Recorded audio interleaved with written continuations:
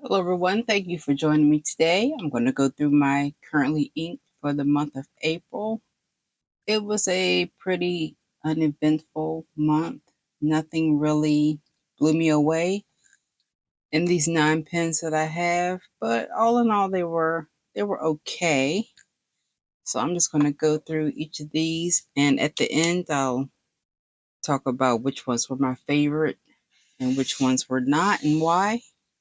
So the first pen we have is a Palette Prera. And I've had this pen for a while. I haven't used it very much. This is a calligraphy medium. So I decided to pull this out after I was really enjoying writing with the Pilot Plumix. So I thought I'd give this a try. I really like the size of this pen, especially posted. So again, this is a Pilot Prera. It's calligraphy medium steel nib. And this is inked with a combination of Monte Grappa Green and Organic Studio Walden. And I failed to clean this out, so I think it had some black or something in it. So it's a mixture of 3 inks. And I really didn't like the way it turned out. It was a little dry. And this green color I didn't really care for. So I think I'm going to clean this out really good and try another ink with it. And it's a little on the scratchy side. I do think I need to smooth it a little bit, but that's the Pilot Prera. I'm gonna give this another try. Like I said, I'm gonna clean it out, and I'm gonna try it again for the month of May and see how it turns out.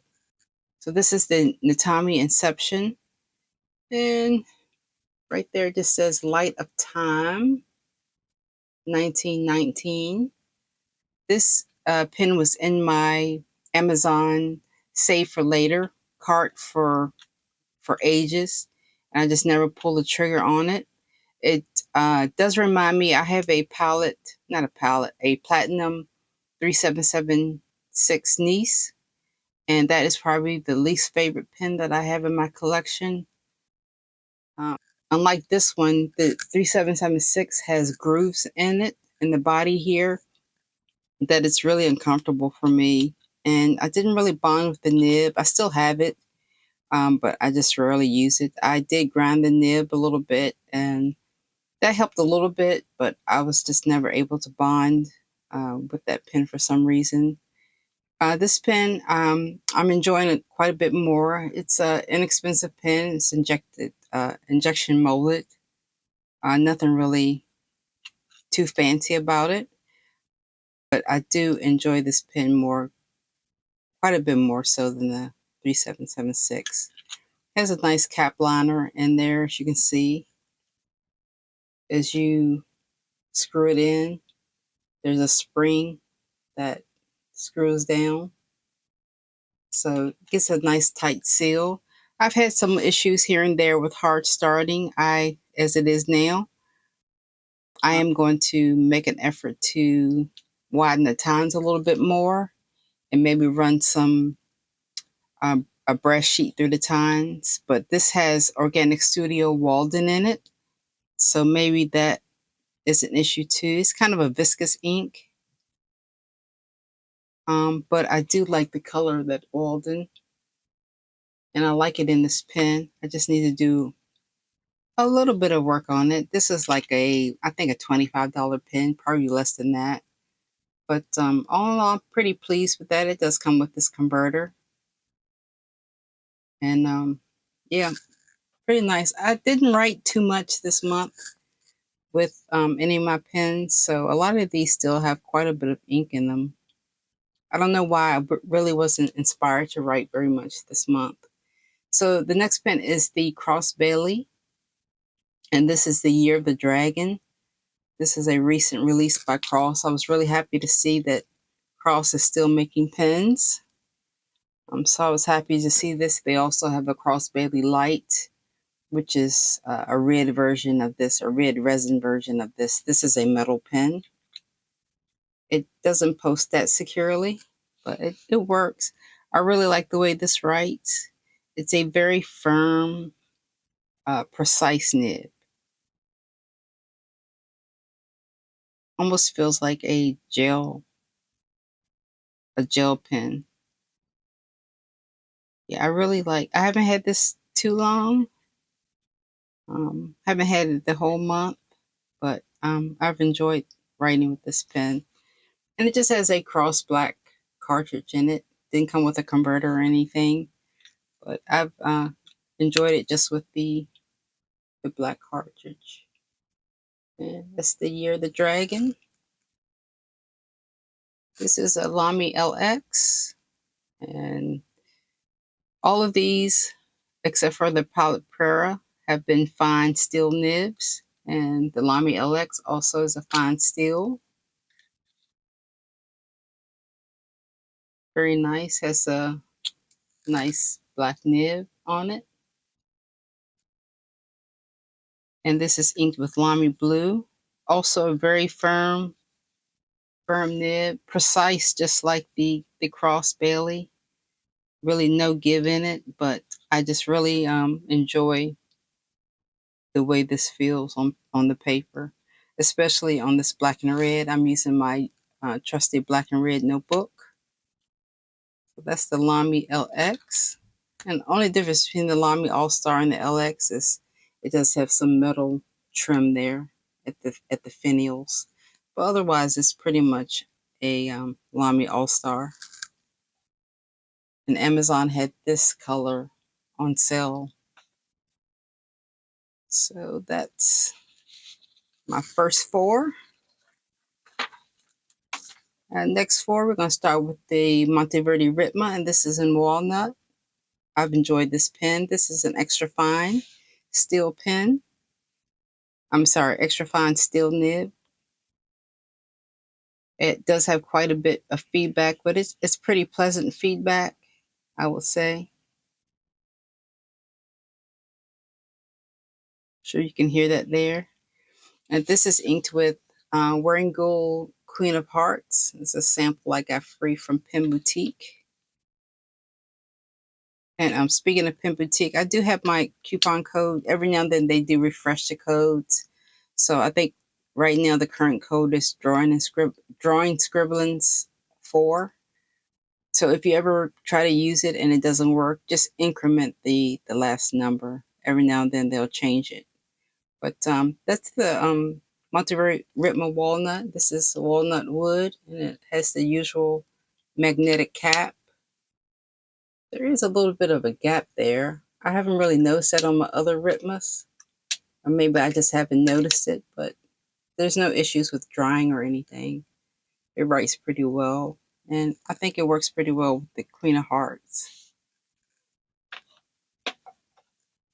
And this is my Montblanc 220. This is a vintage pen that takes a lot of inspiration from the Lamy 2000. This is actually a piston filler. It is probably just like the Lamy 2000. It's very hard to see, which is a testament to the quality of it, is that there is a seam there for the piston knob. It's very hard to see. They did that very well. It's made of Macrolon, just like the Lamy 2000. Has a little ink window there. And this is an extra fine nib, 14 karat gold nib. And it's inked with Waterman Serenity Blue.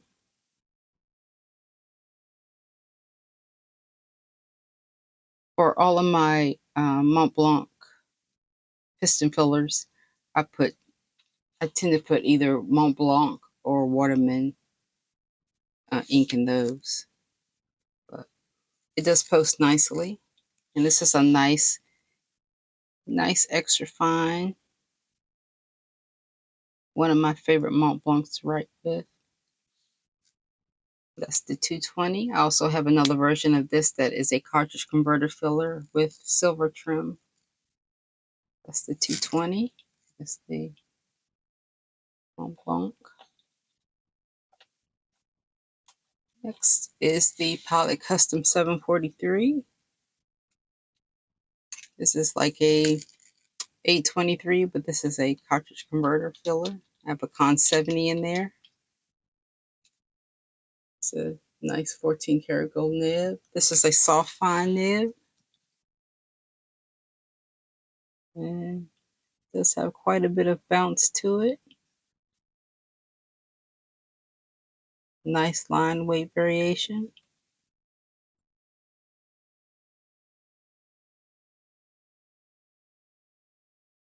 Does have some feedback, but like the Ritma, it's very pleasant feedback.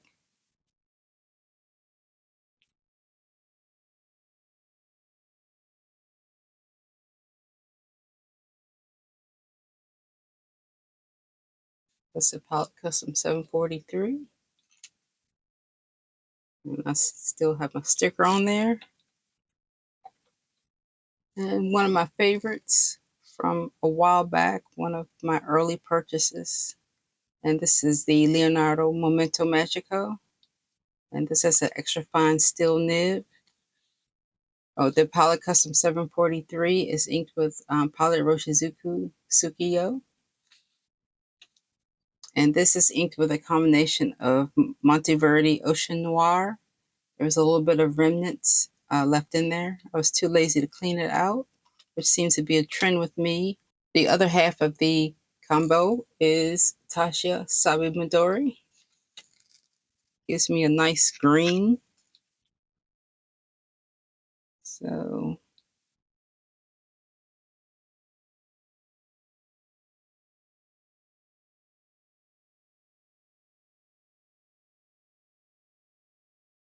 nice feedback with this one as well. This pen remains one of my top 5. It's a piston filler. There's the ink window there. Still a lot of ink left in it. As I said, I wasn't writing very much at all this month. Normally I have 10 pens inked. I just had 9. Just had 9.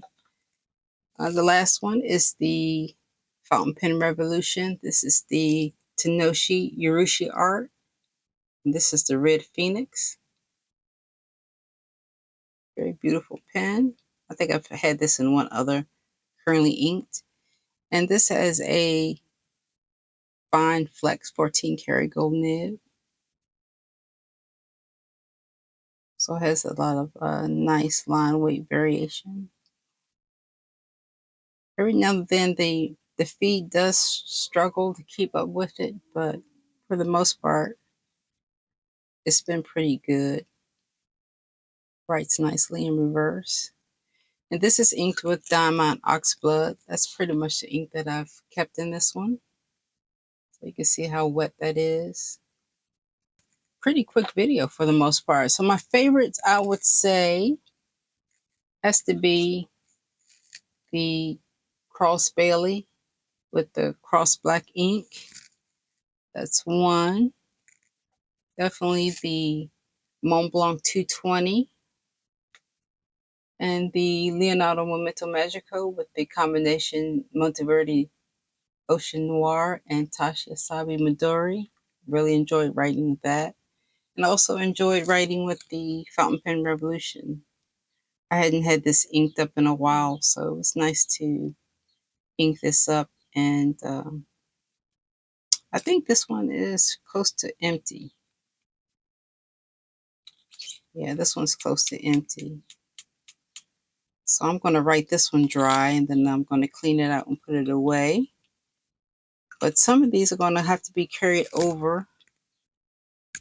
I'm going to have to step up my game and write a little bit more than I did this month and the upcoming month. I'm not sure what happened. Maybe the weather change and wanting to be outside or something like that. But those are definitely my favorites. I would say my least favorite was this one, and it's just probably the ink. I'm going to again clean this out and give it another try because I think it's better than what it demonstrated this month. And some of my other pens and pencils in use, this is just a pencil, a Uni Kuratoga. This is 0.5 millimeter. And the thing I like mostly about this pencil is that it automatically rotates so that your lid is always sharp. It never gets dull. So there's some kind of mechanism in it. When you press down, the lid automatically rotates around and stays sharp. So I've been using that a lot. I've been using this. This is a Lamy All-Star rollerball. I'm not too that fond of the Lamy gel ink in this, so I probably will try to finagle it and replace it with something different. It's okay. I just don't like this refill as much as I like some of my other cheaper refills. But that's just a Lamy All Star rollerball. And lastly, I've been using this quite a bit. This is a Parker Ingenuity Fifth. This is an interesting pen. I need to review this by itself. There are quite a few cons to this pen. I've enjoyed it, but there are quite a few cons, I would say. It's not a fountain pen. It is a fine liner. So it writes really smoothly. But like I said, there's some cons to this. One is the refill doesn't last very long. I'm already on my. I've had this pen for maybe 2 months, going on 2 months, and I've already had to replace the refill. And it's not like I was writing constantly with it. I didn't get very much use out of it at all. But I think it'll be better once I figure out a way to refill it.